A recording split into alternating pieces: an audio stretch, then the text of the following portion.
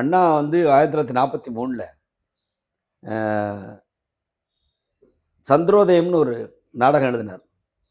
நாடகம் எழுதி அது காஞ்சிபுரத்தில் அவரே நடித்தார். ஆனால் அந்த நாடகம் வெற்றி அடையல. சரி, காஞ்சிபுரத்தில் போட வேணாம், அதை ஈரோட்டில் போடுவோம் அப்படின்னு சொல்லிட்டு இப்போ ஈவே தலைமையில் ஈரோட்டில் போட்டார். அப்போவுமே சக்ஸஸ் ஆகலை. அது ஒன்றும் பெரிய வெற்றிகரமான நாடகம் இல்லை. ஆனால் 1945ல் அண்ணா எழுத இந்து கண்ட சாம்ராஜ்யம், இந்து கண்ட ராஜ்யம் அப்படிங்கிற நாடகத்தில் சிவாஜி கணேசன் நடித்த பிறகு தான் தீக்கான்னு ஒரு கட்சி இருக்குது, அது வந்து பகுத்தறிவு கொள்கைகளை மக்கள் மத்தியில் பரப்புறதுக்கு தயாராக இருக்குது அப்படிங்கிற ஒரு விழிப்புணர்வு அந்த டைலாக்ல வந்துச்சு. அப்புறம் அவர் 90 பக்க வசனங்களை ஒரு சில மணி நேரங்களே மனப்பாடம் பண்ணி பேசுனது தான் அதில் இருக்கிற ஹைலைட்.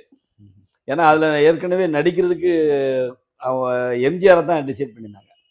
எம்ஜிஆர் வந்து அந்த பக்கங்களும் அவர் ஜாஸ்தியாக ஃபீல் பண்ணார். சில கருத்துக்களை எம்ஜிஆர் மாற்ற சொன்னார். அது வந்து அவங்க அண்ணன் சக்கரபாணி வந்து, அண்ணா எழுதின நாடகத்தை நீ திருத்துற மாதிரி இருந்தால் நீ இந்த நாடகத்தில் நடிக்க வேண்டாம். அப்போ எம்ஜிஆர் வந்து காங்கிரஸ் இல்லை.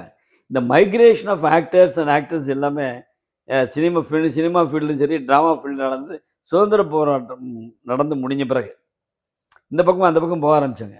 அதில் எம்ஜிஆர் வந்து காங்கிரஸில் இருந்து தான் திமுக பக்கம் வந்தார். சிவாஜி ஆரம்பத்துலேருந்தே திமுக தான் இருந்தார். அப்போவும் அவர் தன்னை வந்து பெரிய அரசியல்வாதியாக காமிச்சிக்கல. அவர் பிற்காலத்தில் வந்து அவர் தனி கட்சி ஆரம்பிக்க வேண்டிய சூழ்நிலை சுற்றி இருக்கிறனால ஏற்பட்டது. ஆனால் அவருக்கு வந்து அவங்க ஃபாதர் வந்து ஃப்ரீடம் ஃபைட்டர், அதனால் அவர் காங்கிரஸ் தான் ஈடுபாடு இருந்தது. அது ஜவஹர்லால் நேருவெல்லாம் ரொம்ப மரியாதை கொடுத்தாரு. அதுக்கப்புறம் அந்த இந்திரா காந்தி அம்மாட்ட ரொம்ப நெருக்கமாக பழகினார். அப்படி இருந்துச்சு. அதனால் கட்சி அரசியலில் வந்து அவர்